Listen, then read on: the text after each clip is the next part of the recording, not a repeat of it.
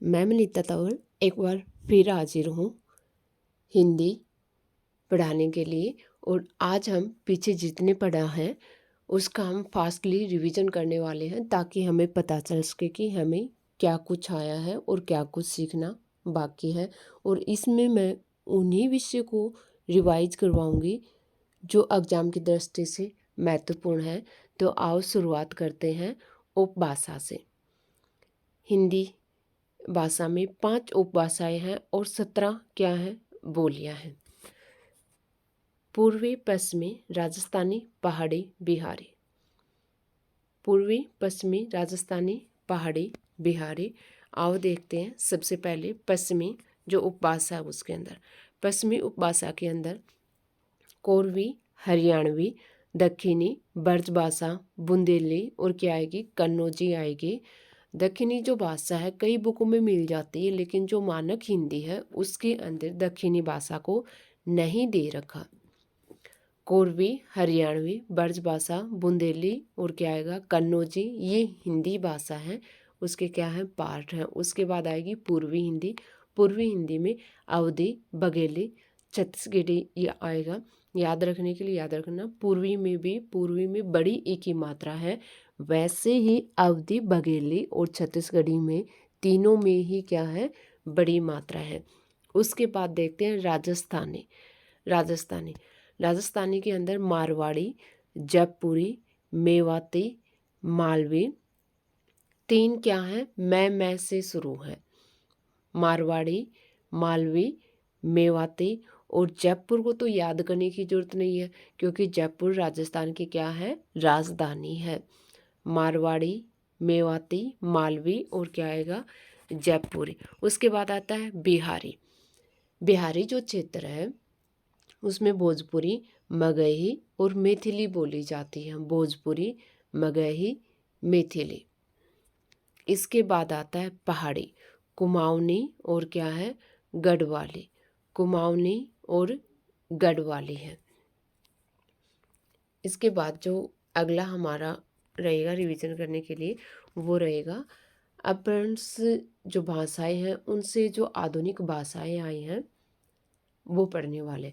शौरसैनी जो भाषा है उससे कौन कौन सी जो बोलियां पैदा हुई वो देखिए। शौरसैनी से आई है पश्चिमी हिंदी, राजस्थानी, गुजराती। सूर्य का प्रतीक किसको माना जाता है राजस्थान को। राजस्थान के साथ कौन हो गया गुजरात और पश्चिमी क्षेत्र।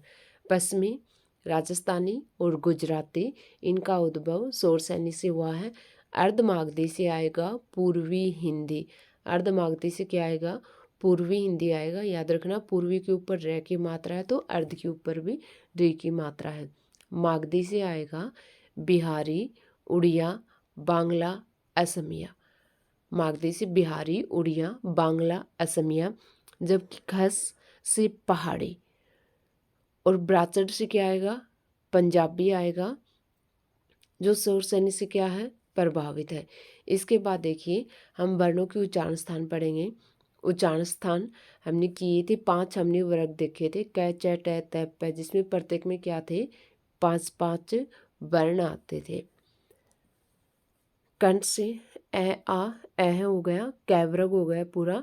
इसमें जो इम्पोर्टेंट है उसको आप है को याद रखना। उसके बाद कंठ और तालु से स्वर आ जाएंगे। ए ऐ हो गया और तालव्य से ई पूरा चैवरग और यह और क्या हो गया स हो गया। वेरी वेरी इंपॉर्टेंट जो यह होता है वो किस में आएगा तालव्य में। ट्रिक क्या बताई थी यह को उच्चारण करते हैं तो हमारी जो जीभ होती है यह की तरह ही मुड़ती है और जबकि सलगम खाते हैं तो तालव्य में लगती है।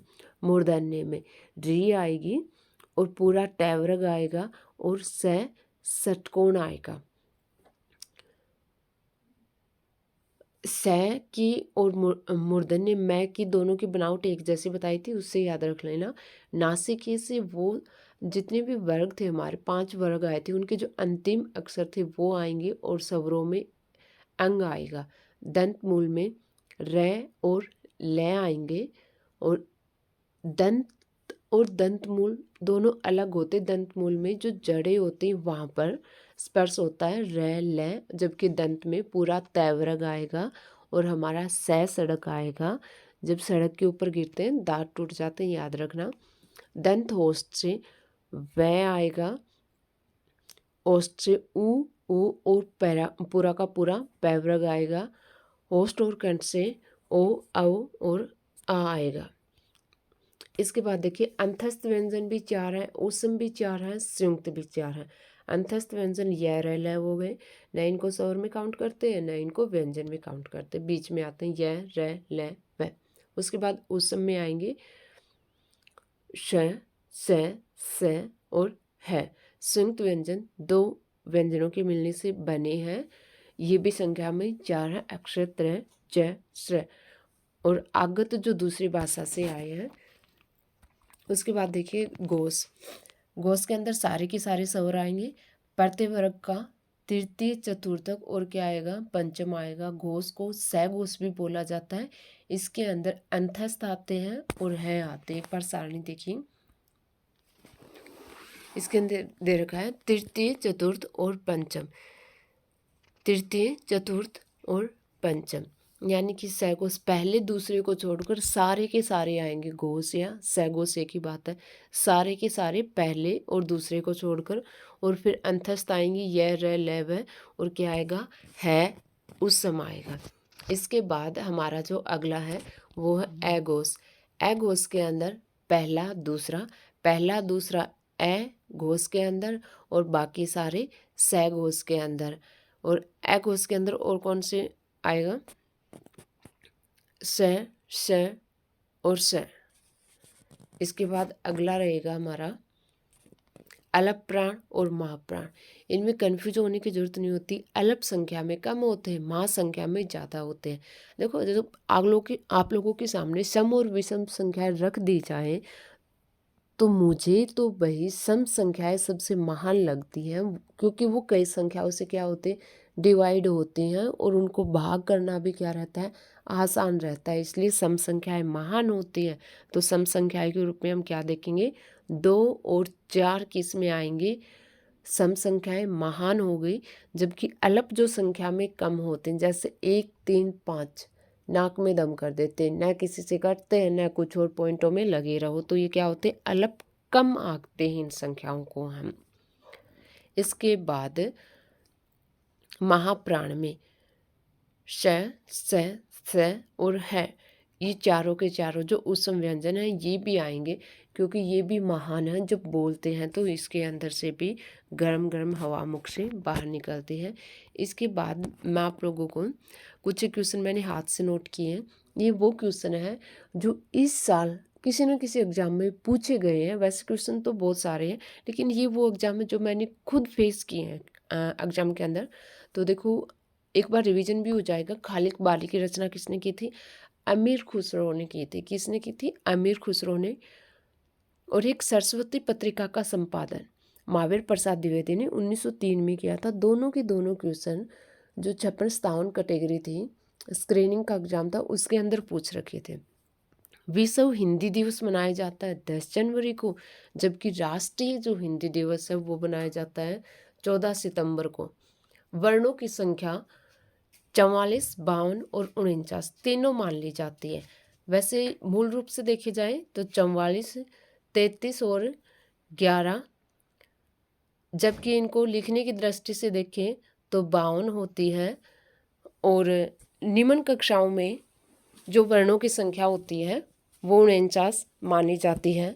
अभी जो पीछे टीजीटी स्क्रीनिंग में क्वेश्चन पूछा गया था उसमें वर्णों की संख्या न 44 दे रखी थी न 52 दे रखी थी, 2 दे रखी थी। एक 50 ऑप्शन में था, एक 48 था, एक 49 दे रखा था। तो उसमें जो HSSC ने जो संख्या उचित मानी थी वो 49 थी। तो याद रखना ये तीनों अलग अलग तरह से तीनों ही सही हैं, लेकिन एग्जामिनर किस तरह से पूछ रहा है उस तरह से हमें इनका आंसर देना है। उसके बाद ऊष्म व्यंजन सबसे ज़्यादा पूछे जाते हैं। इसमें 4 आते हैं, श स और इनका उच्चारण स्थान भी याद रखना, क्योंकि देखने में हमें तीनों स लगते हैं लेकिन इनका उच्चारण स्थान क्या होता है, अलग होता है। ल सब मोस्टली कंफ्यूज करने वाला होता है। ल के आगे आप लोगों को लुंठित मिलेगा, लेकिन ल लुंठित न होकर क्या होता है, पार्श्विक होता है। इसके बाद किस भाषा से कौन सी बोली निकली है ये पूछ लिया जाता है। लहंदा, लहंदा से पंजाबी, शोर सैनी से राजस्थानी, गुजराती इनका उद्भव हुआ है। और एक ए घोष से घोष, इनमें बड़ा कन्फ्यूजन रहता है। ए घोष में देखो पहला, दूसरा और से तीनों से आएंगे। फर्स्ट विश्व हिंदी सम्मेलन है वो नागपुर में ही हुआ था, भारत की नागपुर में हुआ था। ये क्वेश्चन अब तक सबसे ज़्यादा बार पूछा गया है। पृथ्वीराज रासो की रचना किसने की थी? चंद्र बरदाई ने पृथ्वीराज रासो की रचना की थी। और जो हिंदी भाषा है वो विश्व की कौन से भाषा परिवार में आती है? ये भारोपीय भाषा परिवार में आती है। जबकि इसकी जगह पर आप लोगों को भारतीय आर्य भाषा परिवार भी ऑप्शन में मिल सकता है। वैसे भारत में सबसे ज़्यादा इसी भाषा परिवार की जो भाषाएं होती वो बोली जाती हैं। इसके साथ कई बार पूछ लिया जाता है जो हिंदी भाषा है उसका उद्भव कैसे हुआ कर्मानुसार, तो आप बताएंगे पाली, प्राकृत, अपभ्रंश, अवहट, इनसे क्या बनी है? हिंदी भाषा बिगड़कर आई है। तो कई बार अवहट न देकर सीधा अपभ्रंश से भी हिंदी का उद्भव दे दिया जाए तो वो भी क्या होता है? सही होता है।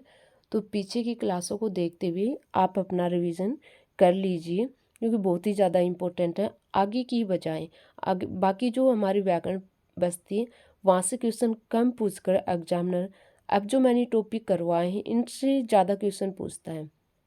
और ख़ास करके जो हिंदी का परिचय है वो एग्जाम की दृष्टि से बहुत ही ज़्यादा महत्वपूर्ण है।